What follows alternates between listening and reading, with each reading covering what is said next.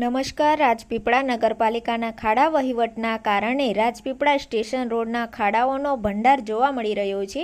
તેથી નગરની પ્રજા રસ્તાના ખાડાઓને લઈ કંટાળી ગયેલી છે અને નગરપાલિકાના સાહેબોનું તો કંઈ ઠેકાણું નથી. તેથી વિપક્ષ પણ ખોવાયેલું હોય એવું લાગે છે. હવે આ મામલે આમ આદમી પાર્ટી મેદાને ઉતરી છે. નગરના વિસ્તારના રોડ પર પડેલા ખાડાઓ પર બેસી નારિયેલ અગરબત્તી અને ફૂલ ચાંદલા કરી નગરપાલિકાના સત્તાધીશો પર ભ્રષ્ટાચાર અને ગેરવહીવટ મામલે આમ આદમી પાર્ટીએ આંખો ખોલી છે. આ રસ્તા દર વર્ષે તૂટી જાય છે. પહેલો વરસાદ આવે ને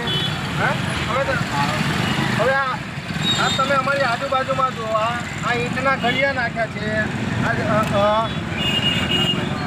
આ મકાન બનાવવાના જે અહીંયા ગાડી પ્લાસ્ટરવાળા છે, બરાબર, આ બધું મટીરિયલ અહીંયા ગાડી નાખે છે. તો શું જે વેસ્ટેડ માલ છે એને ખરેખર અહીંયા ગાડી જરૂર છે કે ડાંબરવાળા રસ્તાની જરૂર છે? આજે નગરપાલિકાની સાથે સાથે આજે સમગ્ર વિસ્તારમાં એટલા મોટા ખાડા પડ્યા છે. આજે ઘણા બધા લોકોના એક્સિડન્ટો થાય છે. આજે લોકોના હાથ પગ ભાંગી જાય છે, ફ્રેક્ચર થાય છે, લોકોને ગંભીર ઈજા થાય છે. અહીંયા ગાડી નથી તો રાજપીપળા સિવિલ હોસ્પિટલમાં દવાખાનામાં વ્યવસ્થિત સુવિધાઓ, લોકો બરોડા જાય છે તો એક્સપાયર થઈ જાય છે.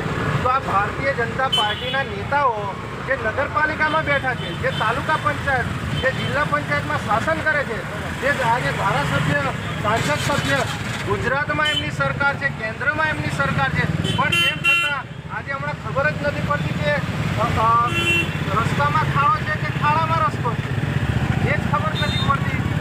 આજે દેશના વડાપ્રધાન કાલે નરેન્દ્ર મોદી સાહેબ અમદાવાદમાં આવ્યા હતા. ત્યાં ગાડી રાતોરાત રસ્તા બની જાય છે.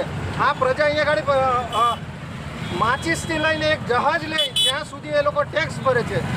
અને દર વર્ષે તમે આખા ગુજરાતના કોઈ પણ રસ્તા જુઓ, દરેક જગ્યાએ એટલા મોટા ખાડા પડેલા છે. લોકોના એટલા મોટા અકસ્માતો થાય છે કે ના પૂછો વાત.